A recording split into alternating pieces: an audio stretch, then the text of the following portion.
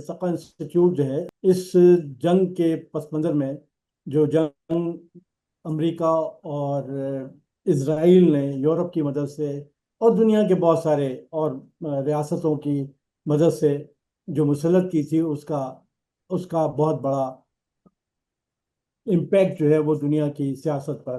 جو ہے وہ پڑا ہے۔ اسی لیے ہم نے ایک سیریز شروع کی تھی، اور اس سیریز میں جو ہے وہ سب سے پہلے ہم نے ایران پر بات کی تھی، کیونکہ جس وقت تک ہم تیاری کر رہے تھے تو ایران پر جو ہے وہ بمبارڈمنٹ پہ حملے کا سلسلہ جو ہے شروع ہو گیا تھا۔ ایران پہ ہم نے بات کی، فلسطین پہ ہم نے بات کی، پھر اس کے بعد ہم نے یہ دیکھا کہ امریکہ کے عوام جو ہیں وہ سڑکوں پر نکلے ہیں، تو وہاں کے لوگ، وہاں کی ریاست اور وہاں کی سیاست جو ہے اس حوالے سے کیا کہتی ہے، اس پر ہم نے امریکہ میں موجود جو ہمارے دوست ہیں، یونیورسٹیز میں پڑھاتے ہیں، ان کو ہم نے مدعو کیا تھا، ان سے گفتگو سنی۔ اس کے بعد اس ساری کا اس ساری جنگوں کا جو نتیجہ تھا وہ اس میں یورپ کو امریکہ سے دور ہوتے ہوئے دیکھا۔ یہ بھی سمجھنا چاہ رہے تھے کہ اس کے لیے کیا کیا سوچ سکتے ہیں، کیسے۔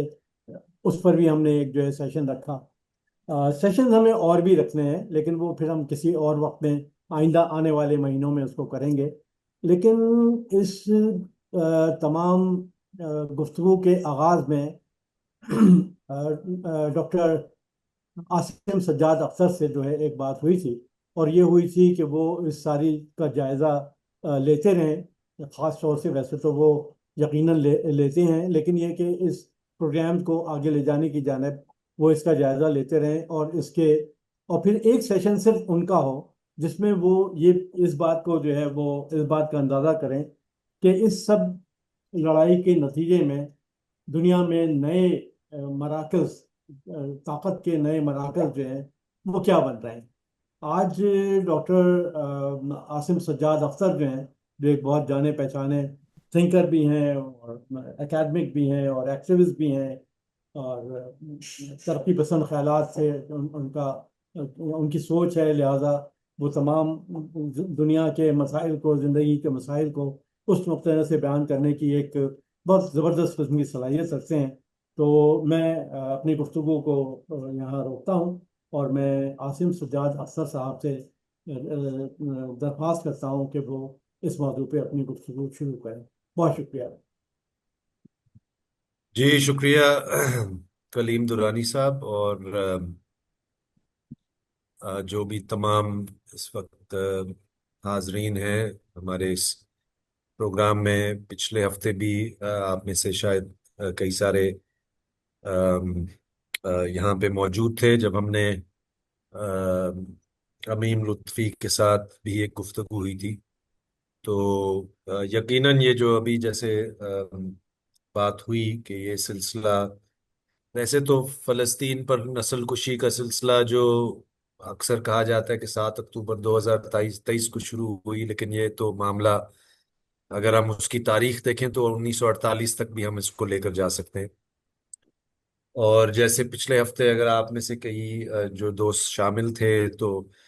آپ نے امیم کی بات سنی، تو یہ تو مجموعی طور پر یہ جو جنگ و جدل ہے، قتل و غارت گری کا جو سلسلہ ہے، مغربی سامراج کی جو پوری ایک تاریخ ہے، وہ تو ہم مطلب سینکڑوں سال پیچھے بھی لے جا سکتے ہیں۔ غلاموں کی تجارت، امریکہ میں دنیا کا سب سے پہلے جینوسائیڈ، یعنی کہ امریکہ میں سے مراد وہ خطہ جس پر یورپین نو آبادیاتی، یعنی کہ جو قبضہ گیر تھے، انہوں نے اس پہ حملہ کیا اور وہاں کے مقامی لوگوں کا خاتمہ کیا۔ تو یہ اس لیے میں شروع میں حوالہ اس لیے دے رہا ہوں کیونکہ یہ جو بات ہے کہ جو کچھ ہم ابھی اس وقت دیکھ رہے ہیں ایران کی جنگ کی شکل میں، یا اس سے پہلے فلسطین اور بہت سارے، بلکہ ایسے بھی ہیں ہمارے پاس تھیٹرز آف وار، امپیریلسٹ وار، جو کہ جس شاید ہمارے جیسے لوگوں کے لیے بھی ایک چیلنج ہے کہ ہم ان کی بھی بات کریں۔ سوڈان ہے، یمن ہے، آم، میرے نزدیک تو اگر آپ نے تھوڑا سا کسی کو اطلاع ہوئی ہو تو گزشتہ 24 بلکہ 48 گھنٹے میں ہمارے تو 3 4 بلوچستان میں یعنی کہ ایکڈیمکس یونیورسٹی ایڈمنسٹریٹرز وہ بھی اغوا ہو رہے ہیں، یعنی کہ سامراجی جنگوں کا جو سلسلہ ہے اور سامراج کا جو ایک بروٹلائزیشن کا جو سلسلہ ہے وہ اس کی بہت ساری شاخیں ہیں، اس کی بہت ساری مثالیں ہیں، اس کی بہت ساری تھیٹرز ہیں۔ ام، تو کیا ایک لحاظ سے جو پچھلے ہفتے بھی ہم نے اس سوال کا کسی حد تک مطلب ایک مختلف انداز میں کہ خاص طور پہ یورپ کا، امریکہ کا وہ جو ایک گٹھ جوڑ ہے جس نے 45 کے بعد، 1945 کے بعد، ورلڈ وار 2 کے خاتمے کے بعد جو ایک مطلب ایک طرح سے جو نیا فیز تھا امپیریلزم کا، اگر اس کو ہم پیچھے لے کر جاتے ہیں، لیٹ سے 1492 سے ہم شروع کرتے ہیں جب امریکہ کے خطے پر کولمبس کے نام سے جو so called Discovery of America ہے، تو یہ جو ایران کی جنگ ہے یا ایران پر جو مسلط کی گئی جنگ تھی، اور اس کے بعد جو کچھ ہوا جو کہ ایران کی مزاحمت نے بھی کچھ اس حد تک تو دنیا کے اندر ایک بار پھر آم، یہ واضح کیا کہ کم از کم گزشتہ 30 35 سال کا جو ایک کنجنکچر ہے، جس ہم ایک مارکسی زبان میں کنجنکچر کا لفظ استعمال کرتے ہیں، یہ جو ایک مخصوص پیریڈ ہے کولڈ وار کے خاتمے کے بعد، اب کیا کوئی نئے مراکز قائم ہو رہے ہیں، ایک ملٹی پولر دنیا قائم ہو رہی ہے، ایک یونیپولر ورلڈ جو آم، ہم اور آپ سب اس کی بات کرتے آ رہے ہیں کہ امریکہ نے بالکل اپنی من مرضی سے، اور امریکہ سے مراد امریکی سامراج، اس کے فوجی اڈے، IMF اور ورلڈ بینک کے ذریعے اس کے ایک خاص معاشیات، آ، اس کی اس کی سرمایہ دار کمپنیوں کی مرضی سے، بلکہ خود ہی، اور یہی سرمایہ داری، اور بلکہ ہم اگر مجموعی طور پہ جدلیات کی بات کرتے ہیں تو ایک طرح سے تضاد تو پھر بھی جنم لیتا ہے کہ امریکی سامراج، امریکی سرمایہ کی مرضی سے جو آؤٹ سورسنگ اور آف شورنگ ہوئی، جس کی وجہ سے مشرقی ایشیا جو ہے نا اب دنیا کی مینوفیکچرنگ کا مرکز بن چکا ہے۔ تو یہ سب کچھ جو ہم، اور پھر 2008 میں جو مالیاتی بحران تھا، آم، جس سے ہمیں ایک طرح سے پہلی بار واضح طور پر یہ جو اینڈ آف ہسٹری تھیسس ہے اور جو یونیپولر ورلڈ کا ایک طرح سے نہ ختم ہونے والا ایک تسلط ہے، اس کے حوالے سے یہ بات ہونا شروع ہوئی کہ نہیں، یہ بھی ایک تاریخ کا فیز ہمیشہ کے لیے نہیں رہے گا۔ تو ایران کی جنگ کے نتیجے میں یہ ایک طرح سے یہ جو مفروضہ ہے ملٹی پولیرٹی کا، اور ایک طرح سے آم، سامراج کی یا مغربی سامراج کے ایک لانگ ٹرمینل، یعنی کہ جلدی سے یا ایک بہت جھٹکے سے، بلکہ ایک لانگ ٹرم ڈکلائن یا ہیجمنی کا خاتمے کی جو بات ہے، یہ جو مفروضہ ہے، میرا خیال ہے آج جو آپ چاہ رہے ہیں کہ اسی پر بات کی جائے، نیو پاور سینٹرز کی اگر آپ بات کر رہے ہیں، یا کچھ نیا، لیٹ سے اگر پاور سینٹرز کی بات کو بعد میں دیکھ لیں، لیکن نیو کا مطلب ہے کچھ نیا، کچھ ایک نیا فیز، کوئی ایک نئی تاریخ۔ کیا ایران صرف خود نہیں بلکہ ایک ایران کی اس مزاحمت کی شکل میں یا ایران کی مزاحمت کی صورت میں، کیا ہمیں یہ نظر آتا ہے کہ یہ جو سلسلہ ہے جس پر آج سے کوئی 10 15 20 سال سے بات چل رہی ہے، کیا یہ ہمیں اب اس کی ایک ٹھوس علامتیں یا ٹھوس کانکریٹ اشکال ابھرتی ہوئی یا بنتی ہوئی نظر آ رہی ہیں؟ پچھلے ہفتے ہم نے بات کی کہ یورپ، جاپان اور نارتھ امریکہ کی بنیاد پہ جو ایک دوسرے جنگ عظیم کے بعد جو سمیر امین کا ایک کانسیپچول فریم ورک تھا امپیریلسٹ ٹرائیڈ کا، کہ یہ کیا آپس میں بھی بکھر رہے ہیں، یہ بھی آپس میں بھی کچھ تضاد کا شکار ہو رہے ہیں۔ اسی کے تسلسل میں یہ میرے خیال ہے بات آتی ہے کہ اگر if there's a structure of imperialism جو معاشی بھی ہے، فوجی بھی ہے، صاف ظاہر ہے مغربی سامراج کی شکل میں وہ ثقافتی بھی ہے، انگریزی زبان یا ایون یورپین زبانیں، مغربی کلچر، شعوری یا لاشعوری طور پر ہم سب آم، اسی کے اندر سے ہی پچھلے 400-500 سال سے ہم، مطلب کم از کم برصغیر کی بات کریں، ہندوستان کی بات کریں تو صاف ظاہر ہے انگریز نے یہاں پر حکومت کی 200 سال، تو ہم انگریزی میں ہی بات کرتے ہیں، انگریزی میں ہی آ، تحریر لکھتے ہیں،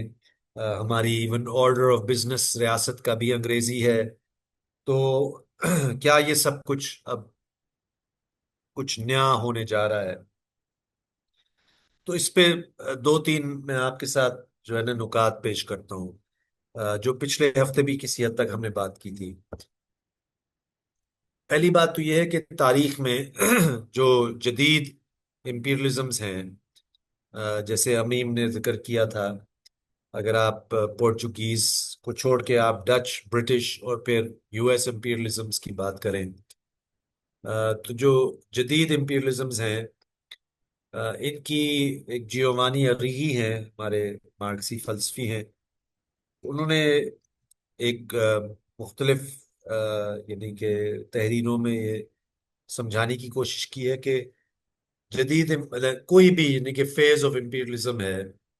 کیپٹلسٹ امپیرلزم آف کورس، ایمپائرس تو ہمیشہ مطلب ایک کیپٹلزم کو بھی پرسیڈ کرتے ہیں، تو یہ جو جدید امپیرلزم ہے اس کے اندر جب آپ کی لیٹ سے معاشی ایک طرح سے اجارہ داری یا معاشی ایک طرح سے طاقت یا ایک منوپلی پاور ختم ہو جاتا ہے تو امپیرلزم بھی بکھر جاتا ہے، مطلب یہ نہیں کہ ایک دن میں 2 دن میں، بٹ ایک مطلب ایک ٹیمپورل فریم کے اندر، آ، وہ برٹش سٹرلنگ کی امپیرلزم ہو، آم، یا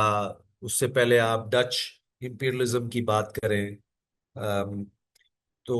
اس نے یعنی کہ یو ایس امپیرلزم نے یا ڈالر ہیجمنی نے اس کو ریپلیس کیا، مینوفیکچرنگ یا طرح سے جس کو کہ ہم کہہ سکتے ہیں پروڈکٹیو اکنامک طاقت کی بنیاد پر بھی اور پھر فائنینشیل طاقت کی بنیاد پر بھی، but what we are seeing today is کہ ہمیں یہ معلوم ہے کہ چین کا، ایسٹ ایشیا کا مجموعی طور پہ چین بالخصوص اور East Asia in general level, جس میں آپ کو ویتنام اور تھائی لینڈ اور جنرلی کیا آپ کو یہ نظر آ رہا ہے کہ مینوفیکچرنگ دنیا کا جو مرکز ہے، وہ مینوفیکچرنگ کا مرکز جو ہے نا وہ مشرقی ایشیا، اب تو ہم کم از کم 10-12 سال سے ہم بالکل واضح طور پر کہہ سکتے ہیں کہ یہ شفٹ ہو چکا ہے۔ Most of the world surplus value,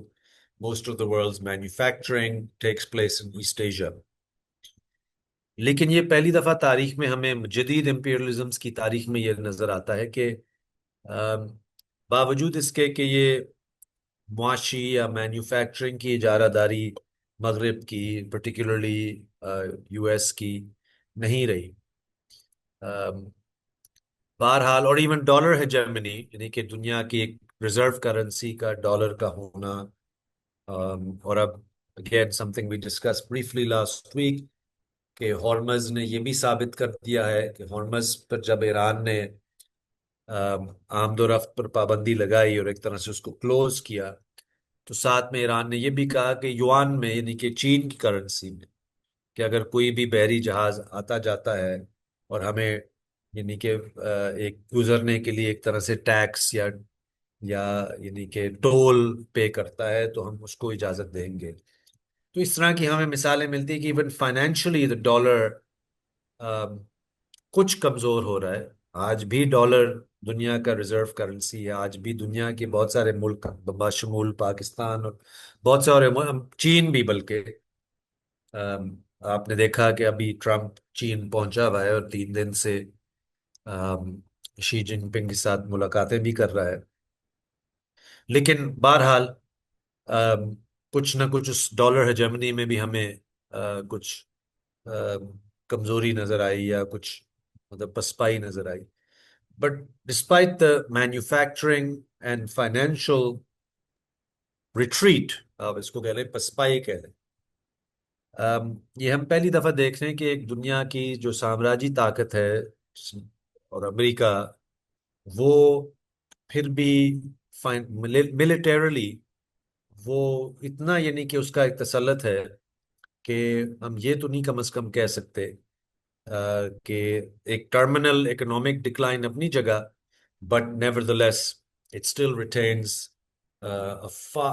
literally military monopoly. Now Iran ने ये साबित किया कि आप सस्ते ड्रोन्स के जरिए और एक स्ट्रेटेजिक, यानी कि जंग की मंसूबाबंदी के जरिए आप इस एब्सोल्यूट मोनोपोली को बहरहाल चैलेंज कर सकते हैं. But it is still absolute monopoly.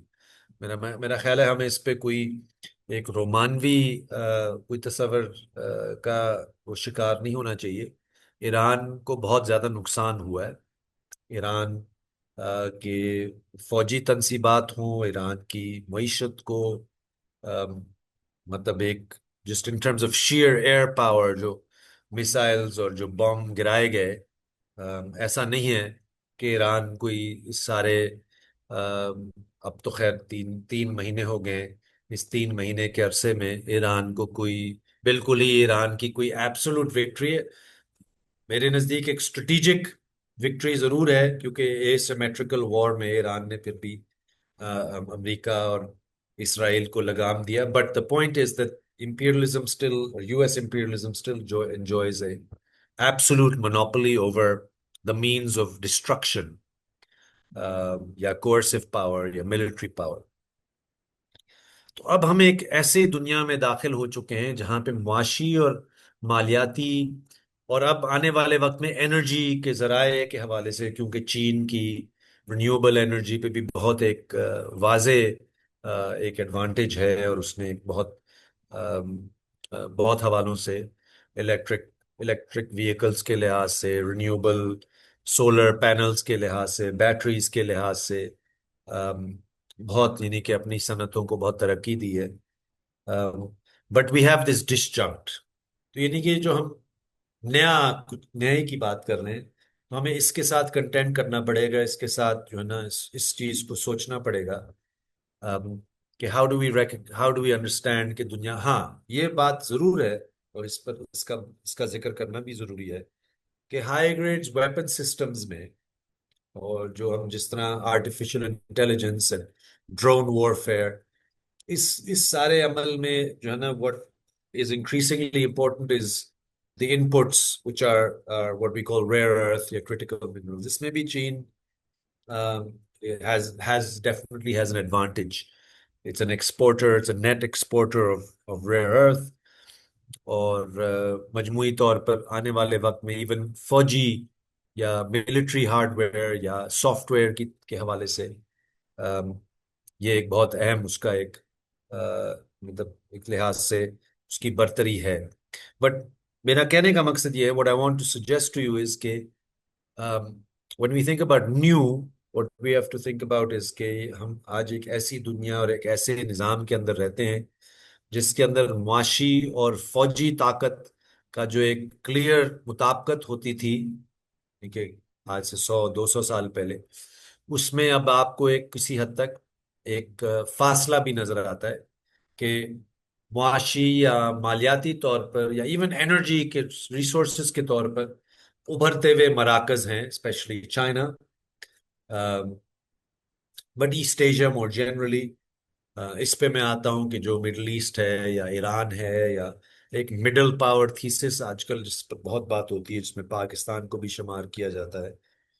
But in terms of big powers, you know, between America shift towards China, तो इस सारी चीज में हमें ये देखना पड़ेगा कि there still very much A clear advantage that the United states enjoys. NATO भी है, नेटो का भी एक पहलू है यूरोप का, और यानी कि तारीखी तौर पे मगरबी साम्राज्य का, वो किस हद तक कायम रहेगा, वो किस हद तक बिखरेगा. But I am speaking purely in terms of just means of destruction, यानी कि जो कि यानी कि military power, America and just تاکہ اس کی وضاحت ہو کہ امریکہ کی فوج آج بھی دنیا کی اگلی جو 10 بڑی فوجیں ہیں، جس میں چین بھی شامل ہے، روس بھی شامل ہے، ہندوستان بھی شامل ہے، پاکستان بھی بلکہ شامل ہے، 10 بڑی فوجوں سے بھی زیادہ اس کے پاس مینز آف ڈسٹرکشن ہے ان ایبسولوٹ ٹرمز۔ تو میرا خیال ہے نئے دنیا کے مراکز کے ابھرنے میں آم، یہ اپنی جگہ ایسٹ ایشیا، چائنا آم، کی بات ہے۔ تو ہمیں یہ بھی دیکھنا پڑے گا کہ there still going to be reversion, کہ کہیں نہ کہیں آپ کو پھر بھی نظر آئے گا کہ فوجی طاقت کے لحاظ سے، اور ابھی فی الحال ایون ڈالر ہے جرمنی ایروڈ ہو رہی ہے لیکن ختم تو نہیں ہوئی۔ میرا خیال ہے اس نئے میں آپ کو کچھ پرانا بھی اس کا تسلسل ملے گا۔ دوسرا جو پہلو ہے کہ وہ میرا خیال ہے نئے پاور سیکٹرز کی بات جب ہم سوچتے ہیں تو پچھلی دفعہ بھی بہت ہی مختصر اس پہ بات ہوئی کہ ہم اسیوم کرتے ہیں کہ نئے پاور سیکٹرز، ہمارا یونٹ آف انالیسس اسٹیٹ ہوتا ہے کہ اسٹیٹس ہوتے ہیں اور اسٹیٹس آپس میں ایک جیو پولیٹیکل الائنمنٹ کرتے ہیں، اور جو پہلے پاور سینٹر تھا مطلب یورپ تھا، پھر اس کے بعد امریکہ بنا، اور اب وہ پاور سینٹر اب اگر بدل رہا ہے کس حد تک بدل رہا ہے، اگر مطلب ایک سوال کے طور پر I think what we have to understand اس کیس میں ڈومیسٹک پاور کا، ڈومیسٹک اسٹرکچر آف پاور کا بھی ایک براہ راست تعلق ہے، بیکاز یہ نہیں ہوگا، مثال ہے پاکستان کی ہی شاید سب سے نمایاں مثال ہے، یہ نہیں ہوگا کہ پاکستان کے اندرونی پاور سٹرکچر کے کی پوری تاریخی یعنی کہ جو بھی 80 سال کی جو تاریخ ہے، وہ اچانک ہم اس کو ایک سائڈ پہ رکھ کر کہہ سکتے ہیں کہ پاکستان ایک نئے پاور سینٹر کی طرف اس کا مکمل جھکاؤ ہو جائے گا۔ اس کی وجہ یہ ہے کہ پاکستان کے اندر جو حکمران طبقہ ہے، بالخصوص جو جرنیل شاہی ہے، وہ برے حالات میں بھی اس کا ایک امریکہ کی طرف جھکا ہو رہا ہے۔ یہ تو نہیں ہے کہ جب افغان جنگ ختم ہوئی اور جنیوا اکارڈز ہوئے اور امریکہ کو ایز سچ پاکستان کی اس وقت ضرورت نہیں تھی، تو پاکستان کی اسٹیبلشمنٹ بہرحال اس نے ہمیشہ کے لیے ناتا اپنا ختم کر دیا تھا، یا جب مشرف کے آخری سالوں میں جب وار آن ٹیرر کے اندر جب ہمیں دیکھتا ہے اوباما آتا ہے اور اوباما کا کچھ تھوڑا سا دباؤ بڑھتا ہے کہ پاکستان کو ہم کھلی چھٹی نہیں دیں گے، وار آن ٹیرر والے زمانے کی ایڈ نہیں دیں گے، تو اس کا مطلب یہ تھا کہ وہ جو تاریخی ایک اسٹرکچرل تعلق ہے پینٹاگون اور جی ایچ کیو کا، وہ ختم ہو جاتا ہے۔ سو what I'm trying to say is that is true of Egypt, that is true of Turkey, that is true of frankly most Arab states، کہ وہ پچھلے کم از کم بیشتر یعنی کہ آدھی صدی کے عرصے میں وہ امریکی سامراج کی طرف ان کا ایک مکمل جھکاؤ ہو رہا ہے، سعودی عرب، رائٹ۔ تو یہ اگر ہم کہنے کہ ایک نیا پاور سینٹر بنتا ہے جو کہ چین ہے، وہ اس نئے پاور سینٹر کی طرف یہ دنیا کے بھی باقی ریاستیں بھی اپنا جھکاؤ بدل کے اس طرف جائیں گی، اس میں بھی ہمیں میرا خیال ہے پرانا جو ہے نا ڈھانچہ وہ اتنی جلدی سے بکھرنے والا نہیں ہے، because ruling classes with in these countries have entrenched interests جو کہ اپنے آپ کو اس پرانے ڈھانچے کے ساتھ جوڑتی ہیں۔ مطلب اگر آپ اگین جس تاکہ ہم اس کو ایک کانکریٹ بنائیں، یہاں پہ جب بھی کوئی اسپیشلی جرنیل ہوتے ہیں یا ایون آپ کسی بھی حکمرانوں کے کسی بھی پرت کی بات کریں، تو وہ کوئی چین جا کر سیٹل نہیں ہوتے جب ان کی حکومتیں ختم ہوتی ہیں، جب ان کے خلاف نیب کے کیسز بن جاتے ہیں، جب ان کا گراف گر جاتا ہے، وہ جا کر امریکہ سیٹل ہوتے ہیں، وہ آسٹریلیا سیٹل ہوتے ہیں، وہ یورپ میں سیٹل ہوتے ہیں، رائٹ۔ سو مطلب میرا کہنے کا مقصد یہ ہے کہ history and structures of history are not just things that جو کہ یعنی کہ رات و رات میں تبدیل ہو جاتے ہیں، اور اسٹرکچر سے مراد اسپیشلی کلاس انٹرسٹ جو ہوتے ہیں وہ ایک بڑے طویل عرصے تک اس پرانے کے ساتھ جڑے رہتے ہیں۔ دس از آل جسٹ ٹو سے کہ نئے power centres in particularly East Asia کا قیام تو جیسے میں نے کہا وہ تو آج سے نہیں بلکہ کافی عرصے سے بات ہو رہی ہے، اور وہ اور اس کی جو اسٹرکچرل اکنامک فائنینشیل جو بنیادیں ہیں وہ وقت کے ساتھ بڑھتی جا رہی ہیں، یعنی کہ 2008 میں فائنینشیل کرائسس کے بعد یا آج تک جو 18 سال گزرے ہیں، یہ عمل کمزور تو نہیں ہوا، اس میں مزید شدت آئی ہے، لیکن what I'm trying to say is کہ پرانا اتنی جلدی ختم بھی نہیں ہوتا. And the history of imperialism demonstrates that کہ ڈچ امپیریلزم ہو، برٹش امپیریلزم ہو، یہ کوئی ایک دن میں یا ایک سال میں یا 10 سال میں بھی نہیں ختم ہوئے. یہ ایک ٹرانزیشن ہوتی ہے from one hegemonic power to the next. And the last thing جو میں کہنا چاہوں گا which has to do with the middle power thesis، کیونکہ آج کل یہ بہت بات ہو رہی ہے پاکستان سمیت مصر، سعودی عرب، ترکی، کہ جی اب تو اس ملٹی پولر ابھرنے والے ملٹی پولر دنیا میں ایک تو ہوتا ہے گلوبل پاورز. امریکہ ایک گلوبل پاور ہے، چین گلوبل پاور ہے. اگر آپ یورپ کو ایک ایک ایک اینٹی کے ایک یونیفائڈ اینٹی کے طور پر دیکھیں گے تو you could say Europe, particularly old Europe، France, Germany, Britain, یہ ایک مطلب ایک بڑی گلوبل حیثیت کا ایک پاور ہے. But the multi polar thesis جو ابھی بہت آج جس پر بات ہو رہی ہے، اس میں مڈل پاورز کی بات ہو رہی ہے. یعنی اس میں جیسے ہم نے دیکھا پاکستان کی تو اس لیے بھی بات ہوئی کیونکہ ایران اور امریکہ کے درمیان جو مذاکرات تھے وہ پاکستان نے میڈیٹ کیے، یا مجموعی طور پر ایک ایک ایک مفروضہ ہے کہ جیسے جیسے یونیپولر ورلڈ ڈسپلیس ہو کر ایک ملٹی پولر ورلڈ کا قیام ہوتا ہے تو مڈل پاورز کا رول بڑھتا ہے. I think that at some basic level، ایک جنرل لیول تو یہ بات اتنی کوئی کنٹروورشل نہیں ہے اور اتنی کوئی سمجھنے بھی مشکل نہیں ہے کہ جب ایک طاقت ہوتی ہے اور وہ اپنی بالکل ایک تسلط قائم کر کے چلاتی ہے نظام کو، تو اس میں آپ کو ایک ہی بڑی ملتی ہے اور باقی آپ کو نسبت اس کے نسبت بہت کمزور ملتے ہیں. لیکن جب ایک یونیپولر دنیا نہیں رہتی اور اس میں آپ کو ایک طرح سے مختلف سینٹرز آف پاور ملتے ہیں تو اس میں مڈل پاورز بھی not only as centers of power but mediating powers کے طور پر ابھرتے ہیں. اینڈ آئی تھنک کہ یہ middle powers are not just, یعنی کہ جو ہمارے مسلم دنیا کے پاورز کی بات ہے اس میں بہت سارے اور بھی آپ اس میں شامل کر سکتے ہیں. مڈل پاورز ایسٹ ایشیا کے کئی ملک ہیں، انڈونیشیا جیسے، ملیشیا جیسے، even some of the smaller city states like Singapore. Middle powers by definition ایک فیک سا ٹرم ہے جس میں ایک طرح سے کوئی بھی شامل ہو سکتا ہے. اس کے کوئی ڈپلومیٹک، اکنامک، ملٹری ریچ اتنی ہو کہ وہ بھی کوئی ایک طرح سے دنیا کے اندر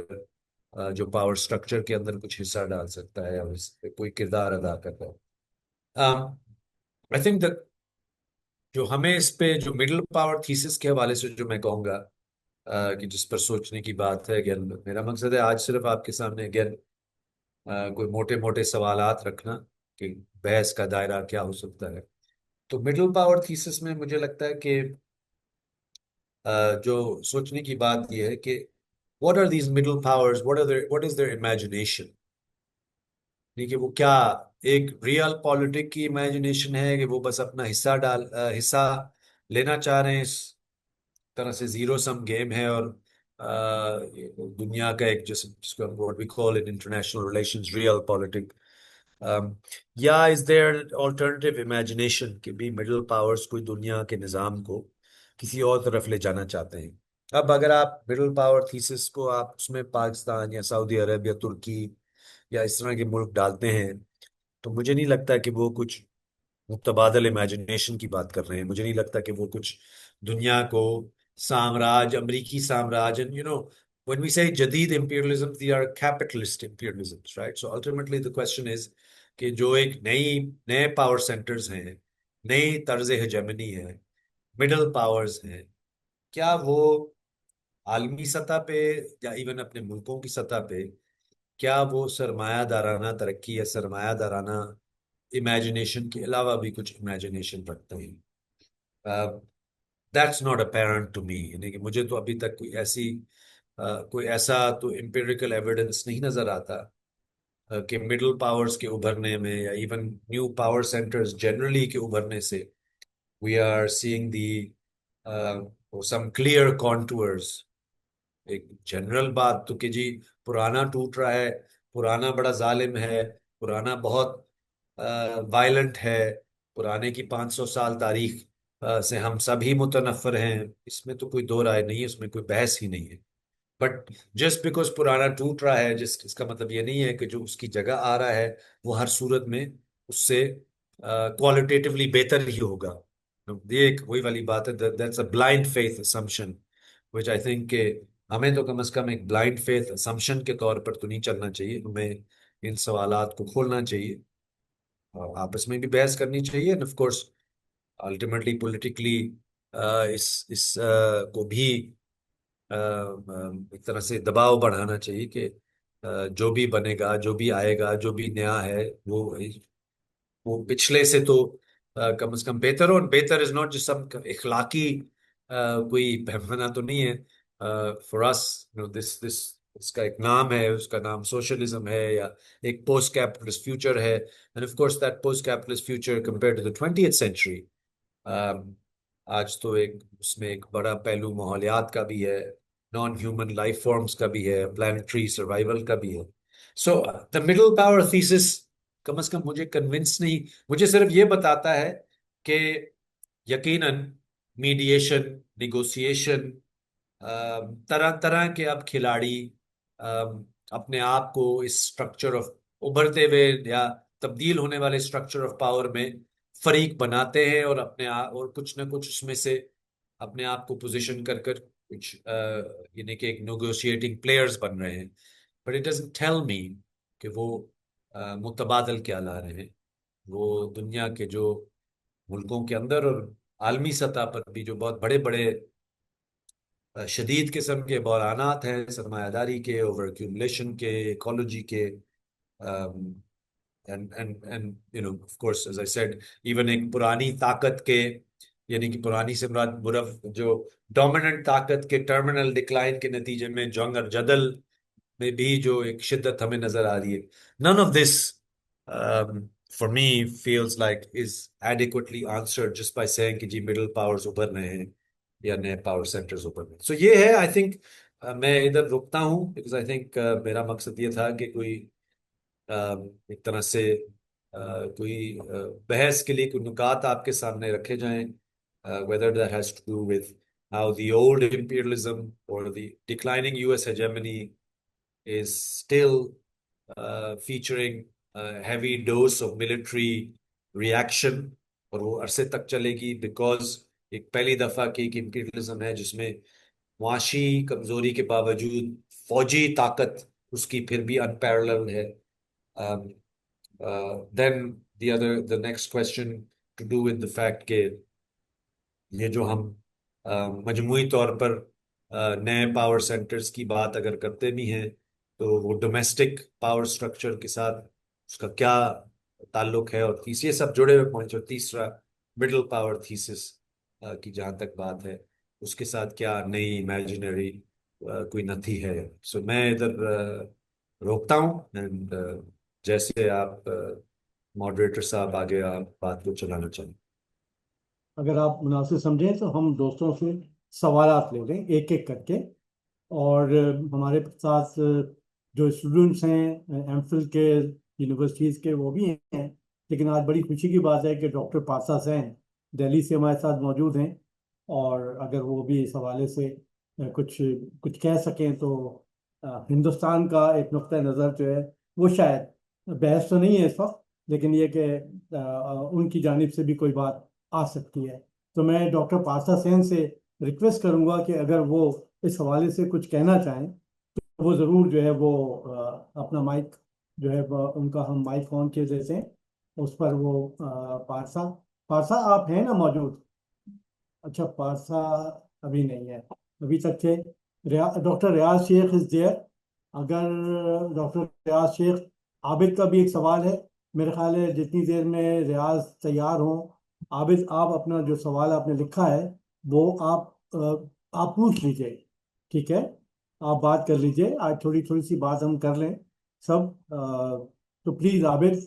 अच्छा, मेरा सवाल ये था कि अभी एक तो बहुत अच्छी गुफ्तगू हुई ڈاکٹر عاصم کا شکریہ اس کے لیے۔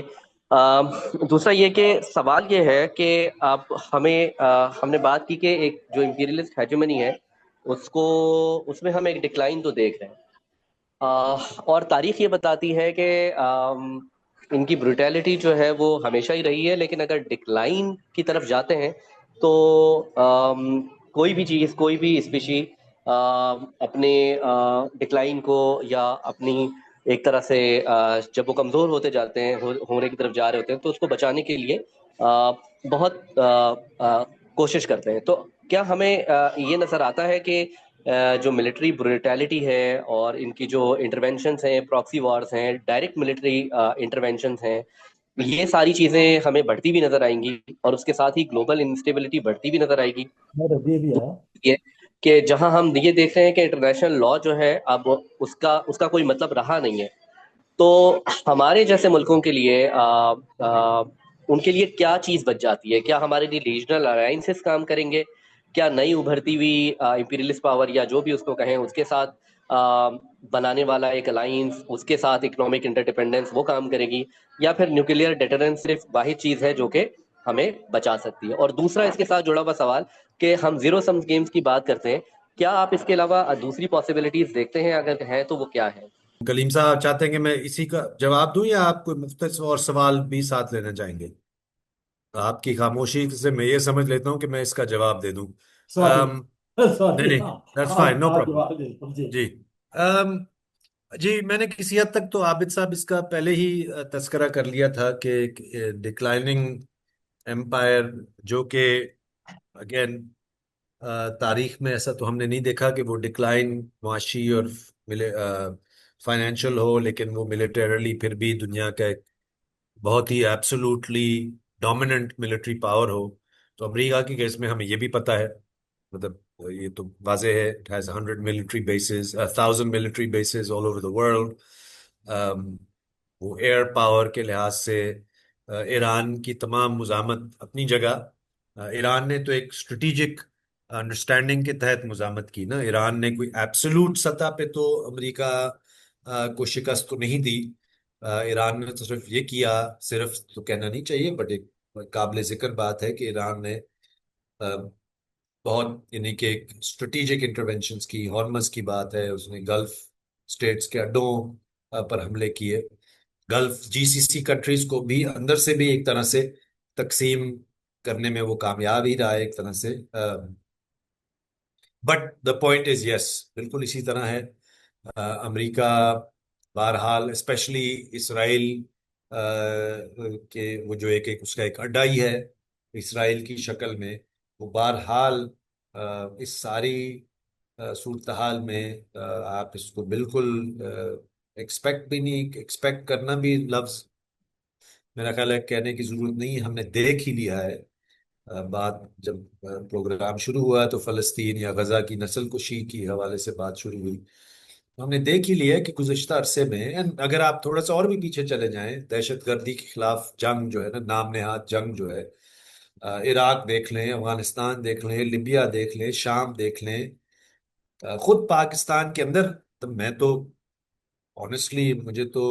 میں ذرا حیران ہوتا ہوں اگر آپ، میں شاید خود بھی کارپوریٹ میڈیا اور سوشل میڈیا کے ٹرینڈز کے ہم خود بھی ایک کہیں نہ کہیں شکار ہو جاتے ہیں، لیکن آپ بنو دیکھیں، لکی مروت دیکھیں، بلوچستان کی مجموعی صورتحال دیکھیں، تو ایسا تو نہیں ہے کہ یہ these are in a sense areas, regions ہمارے اپنے ہی ملک کے اندر جہاں پہ کچھ نہ کچھ آپ کو یہ پراکسی، قتل و غارت گری، خونی جنگیں، لو انٹینسٹی بنال وائلنس روز کی صورت میں ملتی ہے۔ اور اس کو مطلب اس میں اندر جو انٹریگ ہے کہ ہم اس کو ایکسپلین بھی نہیں صحیح طرح سے کر سکتے ہیں۔ So this is what we call in a sense system جو کہ ڈکلائن، ایک مجموعی طور پہ ایک سسٹم جو کہ ڈکلائن میں تو ہے، لیکن اس سارے ڈکلائن کے پیریڈ میں مزید مارا ماری، مزید قتل و غارت گری، انتشار، نفرت، یہ سب کچھ اس کی علامتیں ہوتی ہیں، اور وہ آف کورس ہر ایک کیس کے لیے ہمیں الگ الگ تجزیہ کرنا پڑے گا، لیکن میں مجموعی جو ہے نا اس کی علامتوں کی بات کر رہا ہوں۔ جہاں تک رہے گی بات، آپ نے جو دوسرا سوال کیا کہ ہم کیا کریں، دیکھیں ہم بھی ایک بڑا سوال ہے نا میرے جیسے بندے کے لیے۔ تو جب آپ کہتے ہیں ہمارے جیسے ملک، اب ہمارے جیسے ملک سے مراد کیا ہے؟ میں تو ملک کی سطح پر تو as a unit of analysis, یہ نہیں ہے کہ مطلب اس سے انکاری کوئی ہو سکتا ہے، ملکوں کا بھی ایک انالیسس ہوتا ہے اور ہونا بھی چاہیے اور ہوتا رہے گا اور ماضی میں بھی ہوتا رہا۔ لیکن مطلب ابھی آپ دیکھ لیں نا، پاکستان کا بڑا گراف چڑھا ہوا ہے کہ جی بڑا اس کی ڈپلومیٹک وکٹریز ہیں، اور مطلب چاہے وہ ایران اور امریکہ کے خلاف کے درمیان جو صلح صفائی کا جو معاملہ ہے، یا مجموعی طور پر پاکستان، جنرل بات ہے کہ پاکستان جو لیٹ سے 2-4 سال پہلے تک بھی بہت ایک بلیک شیپ تھا خطے کا اور دنیا کا، وہ بہت اس کی حیثیت بڑھ چکی ہے، بٹ پاکستان کو، عوام کو کیا مل رہا ہے اس کا؟ سو یہ جو ہم جو ہے نا ہمارے جیسے ملک تو میں نے آپ کو پختونخوا اور بلوچستان کی میں نے آپ کو مثال دی، تو وہ ویسے ہی جل رہے ہیں، ویسے بھی کچھ نہ کچھ ان تمام چیزوں کا اگر آپ اس کو پیچھے کھینچ کر لے کر جائیں، آپ ایک حال کے ساتھ بھی جوڑیں گے، تو یہ ساری افراتفری اور ساری سامراج کے اندرونی تضادات کا کچھ نہ کچھ آپ کو اس میں اثر ملے گا کہ کیا ہو رہا ہے۔ And then there's even more banal سے مراد even less obvious in the sense کہ وہ مارا ماری تو نہیں ہے نا، خون ریزی تو نہیں ہے، لیکن معاشی اس کے اثرات دیکھیں نا، اس دنیا کے نظام کے تبدیلی تو ایک بہت ہی آبجیکٹو سا ورڈ ہے کہ، لیکن دنیا کے نظام کے اندر بڑھتے ہوئے افراتفری کے نتیجے میں وہ آپ 415 یا 20 روپے پیٹرول سے لے کر، آپ بڑھتی ہوئی بے روزگاری سے لے کر، آپ قبضہ ہر طرف جو زمینیں اور پانی اور جنگلات پر قبضے ہیں، مطلب دس از انٹینسیفائنگ۔ سو ہمارے جیسے ملکوں کا جو انالیسس ہے نا کہ ہم کیا کریں، تو میرا خیال ہے یہ اسی طرح کا سوال ہے جیسے آج سے 5 سال یا 10 سال پہلے کا بھی تھا، which is why I said، میں نے آپ سے کہا کہ یہ جو بحث ہے نا نیو پاور سینٹرز کا، مجھے لگتا ہے یہ new power centres not just a regional اور global question, this is about a domestic political economy, یعنی کہ معاشی، یعنی کہ جہاں تک ایک متبادل کی بات ہے، تو متبادل کیا ہمیں نظر آئے گا، کیا ہمیں آج تو مطلب پوائنٹ از، میں صرف اس کو مختصر کرتا ہوں، میرا خیال ہے کہ ہمارے جیسے ملکوں کے لیے اگر ہم جیسے لوگ، یا ہم جو ایک عوام کی بات کرتے ہیں، محکوموں کی بات کرتے ہیں، مظلوموں کی بات کرتے ہیں، تو then it's a different answer if we say کہ جو اس وقت جو حکمران جو موجود ہیں، وہ تو اپنی طرف سے وہ ویسے ہی کام کر رہے ہیں جو کامیاب ہے ایک طرح سے، وہ اس دنیا کے اندر وہ امریکہ کے ساتھ بھی دوستی کر رہے ہیں، وہ اپنے آپ کو ایران کے ساتھ بھی ایٹ لیسٹ ریٹورکلی اور کسی حد تک پوزیشن کر رہے ہیں، وہ چین کے ساتھ بھی کر رہے ہیں، وہ گلف کنٹریز کے ساتھ بھی کر رہے ہیں، but that is the historic story of Pakistan existence کہ آپ ہر طرف سے جیو اسٹریٹجک الائنسز کرتے ہیں، لیکن عوام کو تو کچھ نہیں اس کا ملا نا۔ سو آئی انڈرسٹینڈ یور کوشچن، میرا مقصد یہ نہیں کہ آپ کے سوال کو میں کوئی رد کر رہا ہوں، میں صرف آپ کے سوال کو ایک طرح سے کھولنے کے لیے اور اس کو مزید بامانی بنانے کے لیے میں یہ کہہ رہا ہوں کہ اس کو ہمیں آئی ڈونٹ تھنک کہ کچھ جہاں میرا خیال ہے ہمارے لیے تو کوشچن پھر بھی وہی ہے which I said at the end کہ نیا پاور سینٹرز ہیں، کچھ نیا بننے جا رہا ہے، کوئی پرانا ٹوٹ رہا ہے، اس کے اندر مڈل پاورز ابھر رہے ہیں، چین ابھر رہا ہے، تو where is the socialism, where is the pro people element of the story, where is anything other than just وہ ایوب خان کے زمانے میں بات ہوتی تھی کہ ٹرکل ڈاؤن ہوگا، کہیں نہ کہیں اس ترقی کا نتیجہ کے فائدے عوام تک بھی پہنچیں گے، تو وہ ایک طرح سے آج تک ہم انتظار میں ہے۔ تو یہ ہے وہ میرا خیال ہے سوال جو ہمارے جیسے لوگوں کو اس بحث میں شامل کرنا چاہیے، and and I think that is also the answer to your question کہ اگر آپ ڈومیسٹکلی آپ کے پاس کوئی پروگریسو قوتیں، عوام دوست قوتیں ان ریاستوں پر عملداری قائم نہیں کریں گی، تو نیا بھی جو بننے جا رہا ہے نا، مجھے اس میں کوئی، میں تو آسرے پہ نہیں رہ سکتا کہ کیونکہ جیو پالیٹکس تبدیل ہو رہی ہے تو وہ خود بخود ملکوں کے اندر بھی آ، لوگوں کو فائدہ ہو جائے گا۔ شکریہ۔ میرے خیال میں اور کوئی دوست، بہت اچھا موقع ہے، بہت اچھی گفتگو ہو رہی ہے، اور اب ہم، میرا خیال ہے عابد کے سوال کے نتیجے میں ہم عاصم وہاں تک پہنچ گئے ہیں جو ہمارے اپنے ملک کی صورتحال ہے۔ تو میرا خیال ہے اور سوالات ہونے چاہیے۔ آج ہم تھوڑا سا، ایک سوال اور آیا ہے۔ سمینہ، آپ اپنا سوال خود کر لیجئے پلیز۔ کریم کوشچن صاحب، ان کا سوال بڑا سمپل ہے۔ جی جی سوال، جی سوال ان کا بڑا سمپل ہے کہ اگر یہ کانفلکٹ بڑھتا ہے تو جو ان کے اگینسٹ جو رشیا اور چائنا کا جو الائنس ہے وہ کس حد تک فردر اسٹرانگ ہوگا اور فردر امپیکٹ کرے گا۔ تھینک یو ہاں، میرا خیال ہے کسی حد تک تو آپ نے دیکھ ہی لیا ہے، مطلب اس میں جو سب سے نمایاں جو آپ کو اسی مطلب بڑھنے سے پہلے کی بات یہ اب ہو چکا ہے، وہ تو آپ نے یو اے ای کا دیکھا ہے نا، اوپیک سے اس کا نکلنا، اور ایون پاکستان کے ساتھ اس کی ذرا گرمی سردی، اور $3.5 ارب کا قرضہ فوری طور پر واپس منگوانا۔ آج کل آپ کو اگر آپ نے سنا ہوگا، ہر ہر بندے تک یہ بات پہنچی جاتی ہے کہ بہت ساروں کو بھی، لیکن پرٹیکولرلی میں نے دیکھا ہے، سنا ہے کہ اہل تشیع جو پاکستانی جو ہے نا یو اے ای میں کام کر رہے ہیں، ان کے ویزے راتوں رات کینسل ہو رہے ہیں، ان اے سینس کہ دس از پنشمنٹ، کہ پاکستان کا جھکاؤ اگر کسی حد تک بھی ایران کی طرف تھا، تو وہ مطلب you a E, but any way, اگر آپ اس سے بھی اس تفصیل میں نہ بھی جائیں تو جی سی سی کے اندر یو اے ای کا ایک واضح ایک فرق نظر آتا ہے، not just you a E, properly Bahrain اور کویت بھی اس فہرست میں آپ شامل کر سکتے ہیں۔ تو سپلٹس اور تقسیم اور تضادات تو بڑھیں گے، اور نظر بھی آ رہا ہے، اور that's what we mean, I mean I think کہ ہم سب اس بات پہ تو متفق ہیں کہ جو پرانا جو تھا جی سی سی، پورا عرب شیخوں کے پر مشتمل ایک نظام، تیل اور گیس اور امریکی اڈے، وہ اب اس طرح تو نہیں قائم رہے گا۔ اس کے اندر اگر کوئی تیار بھی ہے تو بہت سارے اب اس طرح تیار نہیں رہے، لیکن does that mean, I mean just so that میں اس بات کو مزید واضح کر دوں، اس کا مطلب یہ نہیں ہے کہ سعودی عرب یا قطر یا کوئی بھی جو ملک جو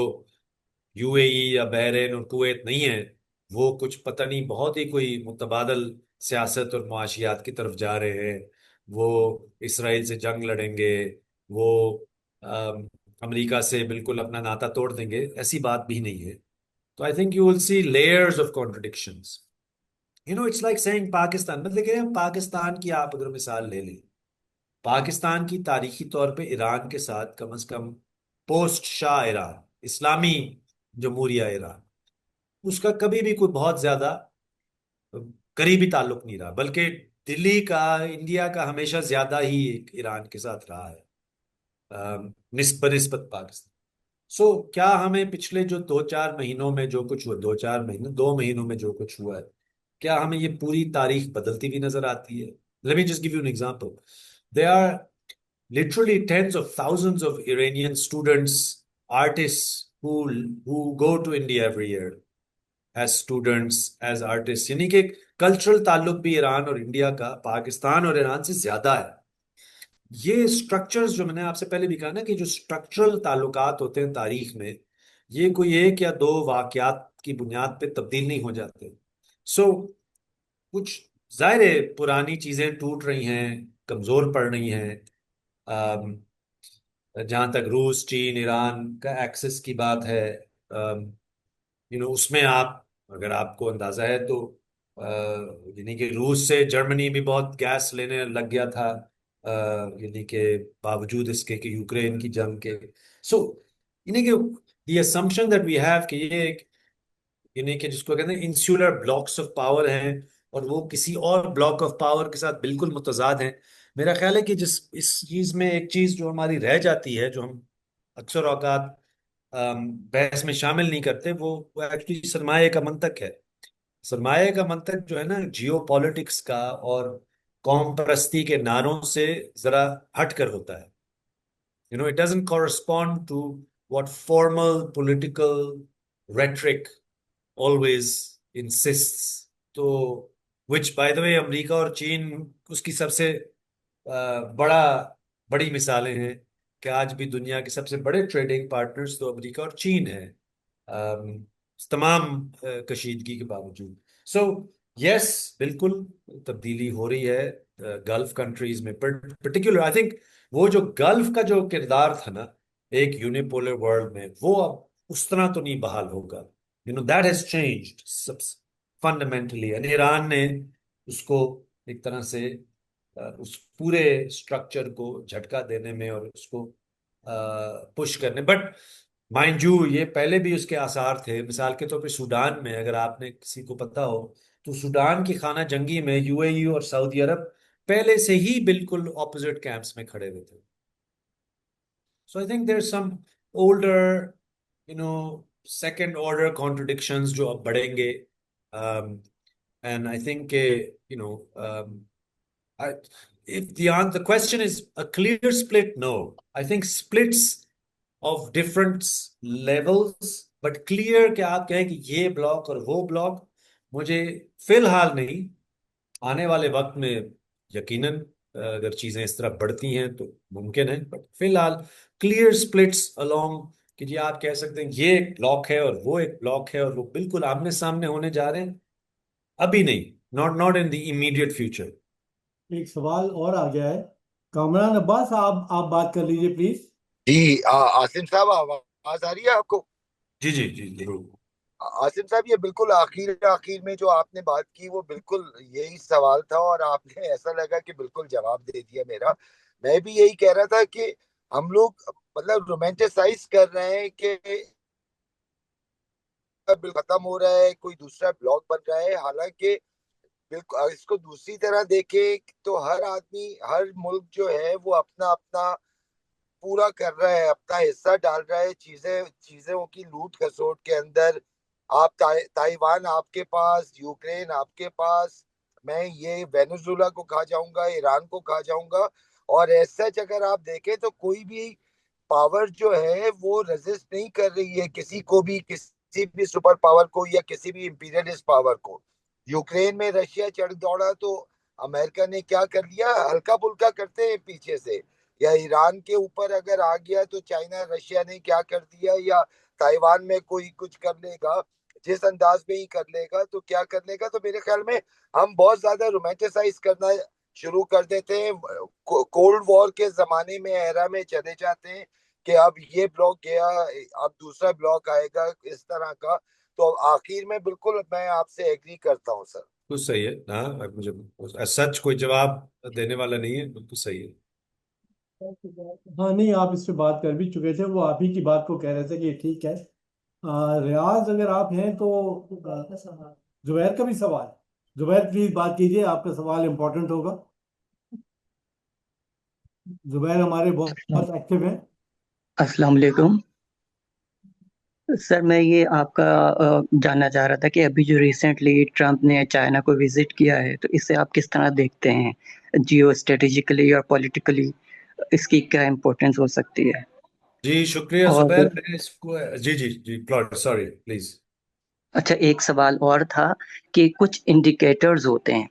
آپ وہ ہمیں بتا سکتے ہیں کہ ایک جب ہم شفٹ کرتا ہے، ایک پورا پیراڈائم شفٹ ہو رہا ہے اس وقت، گلوبل آرڈر، ورلڈ آرڈر جو ہے وہ ہم سن رہے ہیں کہ شفٹنگ ہو رہی ہے، اس کی وہ چینج ہو رہا ہے. کچھ انڈیکیٹرز اگر آپ ہمیں بتائیں. ایکچولی میں یہ دیکھ رہا ہوں کہ انٹرنیشنل کورٹ آف جسٹس ہے یا OIC ہے یا ہمارا جو جس طرح سے ہم نے دیکھا تھا نا کہ نیشنز لیگ آف نیشنز جو ہے وہ کولیپس ہو گیا تھا سیکنڈ ورلڈ وار سے پہلے، اور پھر جو ہے وہ سیکنڈ ورلڈ وار ہو جاتی ہے. اسی طرح سے ہم دیکھتے ہیں اس وقت جو یونائٹڈ نیشن ہے اس کا کوئی رول ہمیں نظر نہیں آ رہا ہے. ہیومینیٹیرین کرائسس بھی ہیں ہر طرح سے. یہ جو ہمارا ایک آئل سپلائی ہے، ساری سپلائی چین جو ہے وہ ڈسٹرب ہے، لیکن کوئی بھی اس وقت ایکشن نہیں لے رہا ہے، یا ہلکا پھلکا سا ایک کہا جاتا ہے لیکن اس کے اوپر کوئی ایکشن نہیں لیا جاتا. تو آپ کیا سمجھتے ہیں؟ شکریہ جی زبیر. دیکھیں جہاں تک ٹرمپ کا چین جانا، دیکھیں یہ تو خیر بہت پہلے سے طے تھا، اور میرے خیال یہی تو ایک کمپلیکسٹی ظاہر کرتی ہے عالمی سیاست، یا ایون بلکہ اس سے بھی زیادہ معاشیات کا، کہ یہ دونوں ملک ہوں یا بظاہر ایون جو بڑے بڑے میں آپ چین اور ہندوستان کی بھی ایک ویسے ہی میرے ذہن میں آ رہا ہے. چین اور ہندوستان کے بارے میں بھی کہا جاتا ہے نا کہ دشمن ہیں، اور بالکل ان کے متضاد مفادات ہیں، اور یہ بالکل جیو پولیٹیکل الائنمنٹس میں بالکل ایک اپوزٹ کیمپس میں ہوتے. بٹ چین اور ہندوستان کی اگر آپ تجارت کے فگرز دیکھیں گے ٹھوس، تو آپ کو پتہ چلے گا hundreds of billions of dollars annually. So, China and the US, of course, are the most obvious example of that. تو یہ اصل میں سرد جنگ کے دوران جب ہم جیو پالیٹکس کا لینس سے چیزوں کو دیکھتے تھے، تو ایک بڑا فرق یہ تھا کہ معاشی طور پر سرمایہ کے منطق کے لحاظ سے عالمی یا یونیورسل، جو یونیورسلائزنگ ٹینڈنسی ہے نا، مارکس کہتا ہے گرونریس میں کہ سرمایہ کی ایک یونیورسلائزنگ ٹینڈنسی ہے. یونیورسلائزنگ ٹینڈنسی سرمایہ کا آج سے 60 70 80 سال پہلے اتنا نمایاں اور اتنا ڈیولپ نہیں تھا جتنا آج ہے. اور جس فیز آف کیپٹلزم نے یونیپولر ورلڈ کے نام سے جو آغاز کیا، اس میں چین کا بالخصوص امریکہ کے ساتھ ایک، اور چینی اور امریکہ سرمایہ کا ایک ایسا گٹھ جوڑ بنا لیا تھا کہ جس کو یہ آپ اس طرح ہم اس کو نہیں سمجھ سکتے کہ یہ ان کی ریاستیں جو ہیں نا، یہ اس کو ختم کرنا چاہیں گی یا بالکل ایک دوسرے کے آمنے سامنے ہونا چاہیں گی. ہاں آف کورس سرمایہ اور سرمایہ داری کی تاریخ میں مشترکہ مفادات ایک طرف، لیکن ریاستوں کا پھر بھی آپس میں لڑنا، اور لینن کا مشہور تھا اینٹی امپیریلسٹ رائولریز کا ہونا. تو یہ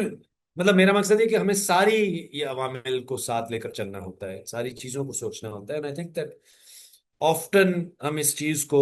بحث میں نہیں لاتے کہ چین اور امریکہ کے معاشی تعلقات، اور جو آپ سپلائی چینز کی بتائیں نا، supply chains, global supply chains کا جو پورا تصور ہے، جو پورا اگر آپ اس کی مادیات دیکھیں گے تو آپ کو پتہ چلے گا کہ اب دنیا کی، مثلا ہمیں ایک زمانے میں سوچتے تھے نا کہ ہمارا ایک تصور تھا کہ فیکٹری ہوتی ہے، مزدور ہوتا ہے، سرمایہ دار ہوتا ہے،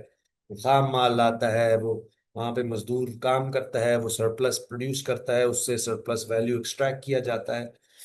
اب تو دنیا کے بہت ساری پروڈکشن کے جو پروسیسز ہیں وہ they take place in multiple geographical locations. یعنی کہ ایک چیز کو بنانے میں بھی آپ 4 4 6 6 ملکوں میں آپ، اور مختلف کمپنیوں اور مختلف یعنی کہ کیپٹلز یعنی سرمایہ دار جو ہے نا، اس میں ایک طرح سے انوالوڈ ہیں. Again just to give you another example, ایک زمانے میں ہم نیشنل بورژوازی کی بات کرتے تھے کہ ایک ایسا سرمایہ دار ہوتا ہے جو سامراج مخالف ہوتا ہے. آنیسٹلی مجھے اب دنیا میں نیشنل بورژوازی کا تصور اتنا کوئی ایک طرح سے آپریٹو نظر نہیں آتا. I think most capital is globalised, is multi national. تو چین اور امریکہ اور ٹرمپ کا جانا، اور اگر آپ نے سنا ہوگا نا، ٹرمپ نے 2 3 بیان بھی دیے کہ ہم نے بہت زبردست تجارتی معاہدے کیے. نہیں، ٹرمپ جیسے بیسکلی ایک خود کی بھی اگر آپ اس کی تاریخ دیکھیں گے، وہ ایک پراپرٹی ڈیلر ہے، وہ ایک سرمایہ دار ہے، وہ روس میں بھی اس کا کاروبار ہے، دنیا بھر میں اس کا کاروبار ہے. وہ تمام ملکوں، اور جو right wing anti immigrant nationalism کی پچ پہ وہ جب پالیٹکس کھیلتا ہے، وہ سب کچھ اس کے اپنے معاشیات، اپنے کاروبار میں اس کے بالکل برعکس آپ کو نظر آئے گا. سو I think that's how I think about this question, and I think that's why I'm saying کہ یہ بحثیں ہمیں اس زاویے سے کرنی چاہیے. یہ نہیں کہ کشیدگی نہیں ہے، نئے پاور سینٹرز نہیں ہیں، جیو پالیٹکس میٹر نہیں کرتا، یہ جنگیں نہیں ہو رہی، یہ تضادات نہیں ابھر رہے، سب کچھ ہو رہا ہے. بٹ جو چیزیں ہم زیر بحث نہیں لاتے، جب ہم ان چیزوں کا پر بحث کرتے ہیں، تو ان کو بھی ہم شامل کریں تاکہ ہمیں تمام یعنی کہ باریک بینی سے ہم سب چیزوں کو دیکھ سکیں. And generally I would say کہ ایک اور بھی سوال تھا کہ بھی ہمیں کیا اس کے برعکس. دیکھیں برعکس تو اس کو zero sum game. Capitalism is a zero sum game. Global capitalism is a zero sum game. Even a green capitalism renewable energy والی capitalism is a zero sum game. یہ تو ایک متبادل عالمی اور ملکوں کے اندر کا ایک نظام ہے جس کو ہم سوشلزم کہتے ہیں, جو کہ ایک متبادل دنیا کا اور ایک مشترکہ مفادات کا اور گلوبل پراسپیرٹی کا محکوم اقوام اور عوام کی خوشحالی کی ضمانت دے سکتا ہے. باقی تو I don't see anything other than a zero-sum game in various forms. I would like to add something. سر یہ ہینری کیسنجر نے ایک بار کہا کہ it may be dangerous to be America's enemy, but to be America's friend is fatal. اب پاکستان کی دوستی امریکہ کے ساتھ بہت اچھی چل رہی ہے, یہ ہمارے لیے فیوچر میں کتنا ڈینجرس ہو سکتا ہے, یا ابھی بھی کتنا ڈینجرس ہے. دیکھیں میں آپ کو پہلے بھی ذکر کر چکا ہوں, آپ کو نہیں, جنرلی پاکستان کے عوام کو امریکہ کے دوستی سے کچھ نہیں ملا. ذلت ملی, خواری ملی, معاشی تنگی ملی. گزشتہ 50-60 سال سے پاکستان نے کبھی جہاد تو کبھی دہشت گردی کے نام سے امریکہ کے ساتھ اتحاد کر کے پشتون عوام کو تو سوائے خون اور خون کی ندیاں نجاور کرنے کا اور کچھ بھی نہیں دیا. جو پاکستان ہے نا, Pakistan as an analysis, unit of analysis, that's precisely what I am seeing کہ ہمیں کم از کم اس کی بات کرتے ہوئے بھی اس کے ساتھ ساتھ یہ سوچنے کی ہمیشہ ضرورت ہوتی ہے کہ یہ جو دوستیاں ہیں نا حکمرانوں کی یا جیو پولیٹیکل لیولز پہ, میں تو یہاں پہ جس شہر میں رہتا ہوں اور جس میں نے پچھلے ہفتے بھی ذکر کیا تھا, آپ اندازہ کریں سرینا ہوٹل میں جہاں پہ یہ ایران اور امریکہ کے مذاکرات ہوئے ہیں, سرینا ہوٹل کے 1.5 کلومیٹر کے فاصلے پہ, یعنی کہ اسی امن کے نعرے کے ہوتے ہوئے وہاں ہمارے شہر کے محنت کشوں کے, کچی آبادیوں کے مکینوں کے, قدیم دیہاتوں کے ہزاروں لوگوں کی بے دخلیاں ہوئی, اور جیسے لٹرلی ایک جنگ, ایک طرف امن کی بات ہو رہی تو دوسری طرف عوام پہ جنگ ہو رہا. سو یہ جو پاکستان ہے اور دوستی ہے اور یہ سارے جو تصورات ہیں, these all need to be interrogated from the perspective of people, not just from assuming کہ جی ایک وہ جو یونٹ آف انالیسس ہے ریاست, وہی ایک یونٹ آف انالیسس ہی ہو سکتا ہے, اور اس کے علاوہ تو ہم تو کر سکتے ہیں نا, ہمارے اوپر تو کوئی پابندی نہیں ہے. ہم تو ایک اوپن فورم کے اوپر یہ بحث کر رہے ہیں, تو ہمیں تو کم از کم ان چیزوں کو اس سے ہٹ کر یا اس سے آگے یا اس اگلے لیول پر بھی یہ بحث کو لے کر جانا چاہیے. میرے خیال میں کافی گفتگو ہو گئی, سیرات البحث تھی, اور آج تھوڑا سا ہم نے دوستوں کے لیے کھولا بھی کہ وہ آپ سے براہ راست بات کر سکیں, اس کا بھی ان سب کو فائدہ ہوا ہوگا. ریاض, آپ کے ذہن میں اگر کوئی چیز ہے؟ نہیں, بہت اچھی بات چیت ہوئی. یہ جو عاصم نے پاکستان کی انٹرنل پولیٹکس پہ جو کمنٹ کیا اور جس کو آپ نے کہا کہ اس پر بات ہونی چاہیے, میرے خیال میں اس پر تو دوبارہ ایک لارجر جو ہے کانٹیکسٹ میں بات ہونی چاہیے. عاصم حمزہ صاحب نے جو اوور ڈیولپڈ اسٹیٹ اور پاکستان یو ایس ریلیشن میں 50s آنورڈ جو ملٹری کا رول جو کیا تھا مصدق کی گورنمنٹ کے بعد, اس مڈل ایسٹ میں زیادہ, تو ابھی لگ نہیں رہا آپ کو کہ جی پاکستان کی آرمی نے اپنے اس رول کو اگر کہیں ویک ہوا ہے, تو وہ جو حمزہ صاحب کہتے تھے کہ جی انٹرنل کانفلکٹ 3 ایکٹرز کے بیچ میں آربیٹریشن کا رول پلے کرتی ہے, تو یہ فیسیلیٹیشن کا رول انہوں نے انٹرنیشنلی جو بھی پلے کیا ہے, اس سے اس کی انٹرنل معاملات پہ گرپ بہت زیادہ مضبوط ہو گئی. جو ابھی آپ اشارہ کر رہے تھے کہ سرینا سے 1 کلومیٹر دور جو ہے اتنی ان کی اسٹرانگ وہ ہوا ہے کہ ایون کہ مشرف کے زمانے میں بھی آپ بھی لڑے, ہم بھی ساتھ لڑے کہ پکڑا جو لینڈ تھی اس پہ کچھ نہ کچھ تو جوڈیشری کا سٹینڈ ہوتا تھا. تو جوڈیشری بالکل ہینڈز اپ کر کے کھڑی ہو گئی ہے, ہر چیز کانسٹیٹیوشنل کورٹ کے پاس جائے, اور کانسٹیٹیوشنل کورٹ نے جو حالات کر دیے ہیں آپ بھی جانتے ہیں, میں بھی جانتا ہوں. تو ایک تو اسٹیبلشمنٹ نے پوری پولیٹکس کا جو حال کر دیا, اور اکانومی کے اندر جس طرح جو مڈل کلاس का खात्मा, और फिर थर्ड जो है वो इंटरनेशनली भी एक जो है ना सोल स्पोक पर्सन जो बन गई है, तो उसका फिर मतलब लॉन्गर रन में क्या लग रहा है कि ये फिर ये दोबारा इसका वो जो आप लोगों का एक आइडिया था कि कुछ ना कुछ वीक होगी, तो what's your take on this issue कि किस तरह ये आगे जाने वाले? जी थैंक यू। जी रियाज साहब, बिल्कुल आप खुद ही आपने एक तरह से वजाहत कर ही दी है कि ये इसी तरह है। ये बार बार हुआ है। कभी तो हम वाकई सोचते हैं कि यार अल्लाह ताला की इनकी खास नेमत है जर्नैलों पे, कि इनके अंदरूनी हालात या लेजिटिमेसी बहुत ही सवालिया निशान होती है, तो कोई बैरूनी हालात उनको फिर से एकदम से बहुत ही नुमाया एक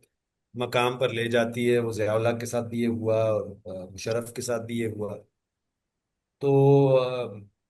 इसमें कोई आई थिंक दो राय नहीं है कि अगर आप आज से एक साल पहले या आजकल आप मार्का हक का बहुत चल रहा है, साल पूरा हुआ है, तो मोदी ने ही एक तरह से इनको एक मौका फराहम किया। मैं तो इसको ऐसे देखता हूँ, क्योंकि अगर आप अप्रैल 2025 में चले जाएं तो बिल्कुल ऐसी सूरत नहीं थी। बहुत सीरियस लेजिटिमेसी क्राइसिस था हुकूमत का, हाइब्रिड रेजीम का। और अब तो हाइब्रिड रेजीम का लफ्ज भी गुज़श्ता कई महीनों से कोई इस्तेमाल ही नहीं करता, और बस एक वाहवाही है। और पाकिस्तान का एक कमाल किरदार की ही बात हो सकती है, और अंदर खाने जो कुछ हो रहा है, बस वो अगर वो कुछ बात होती है तो महदूद है, और कि बहुत ही मार्जिन्स पे है। सो यकीनन बिल्कुल आपने हमजा अल्वी का हवाला दिया। This is a long standing structural, मैंने इसलिए कहा ये स्ट्रक्चरल स्टोरी है ना, ये वाकयाती बात तो नहीं है। यकीनन वाकयात या कंटिंजेंट इवेंट्स उस स्ट्रक्चर ऑफ पावर को ही रीइंफोर्स करते हैं, गाये बगाए उसके बरक्स भी ट्रेंड्स को बढ़ा देते हैं। बट मजमूई तौर पर स्ट्रक्चर ऑफ पावर की हम इसलिए तो बात करते हैं कि इंपीरियलिज्म हमारे स्ट्रक्चर ऑफ पावर में ही entrenched है। And in this case I mean के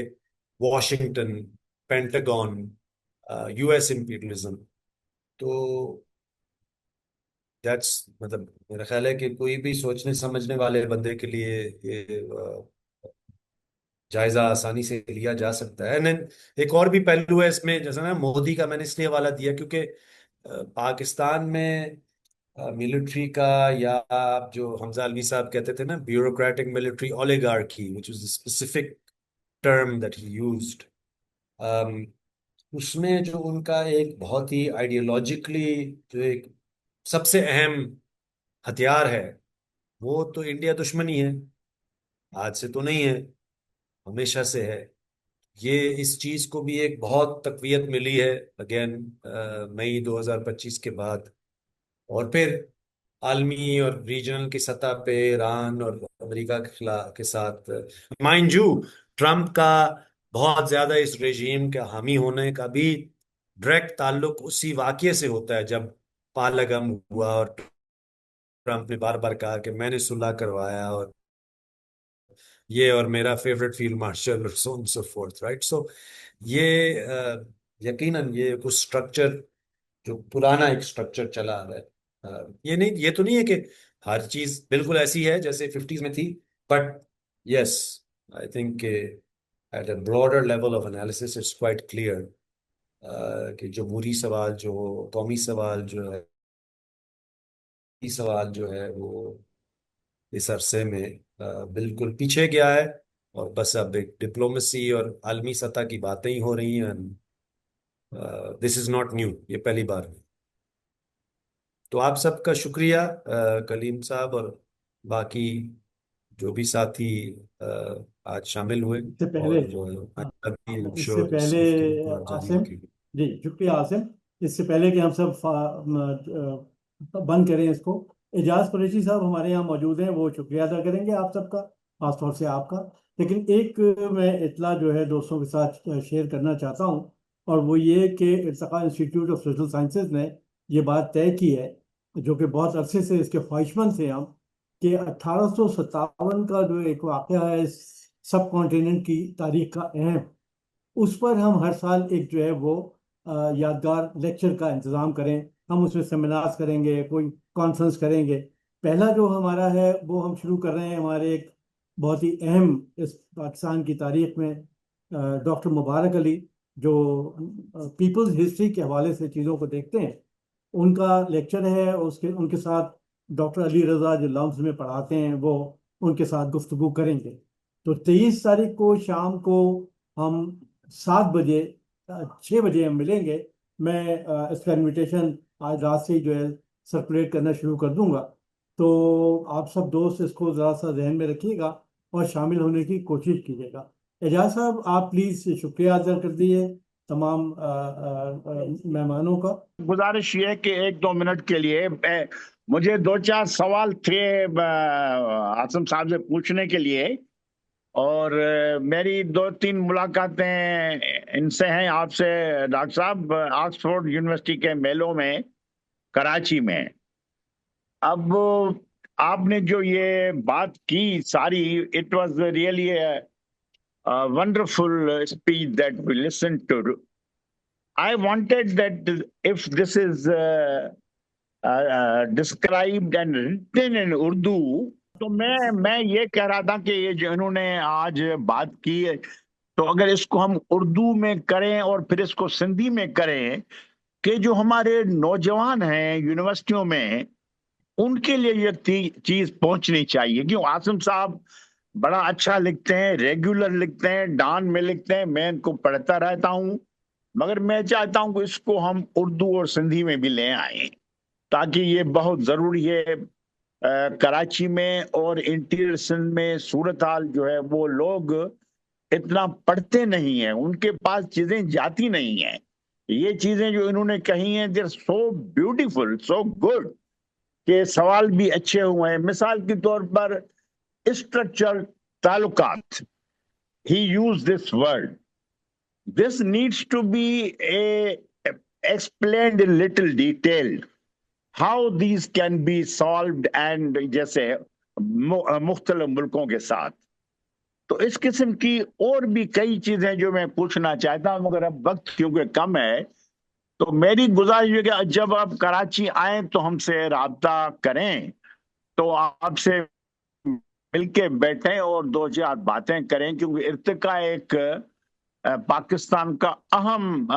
इंस्टीट्यूट है, बल्कि बन चुका है, और जो रेगुलरली हम इस पे काम कर रहे हैं, और मैं तो दोस्तों का शुक्रगुजार हूं कि मुझे उन्होंने आगे ले आए हैं। तो इस तरह अगर हम करेंगे तो बहुत अच्छा रहेगा। And I must thank you again, and thank Kaleem साहब एंड कामरान साहब, everybody, that you have put us in a very wonderful lecture program today. Thank you very much. शुक्रिया। मेहनत कशी इस दुनिया से जब अपना हिस्सा मांगेंगे, एक बाग नहीं एक खेत नहीं हम सारी दुनिया मांगेंगे, एक बाग नहीं एक खेत नहीं हम सारी दुनिया मांगेंगे।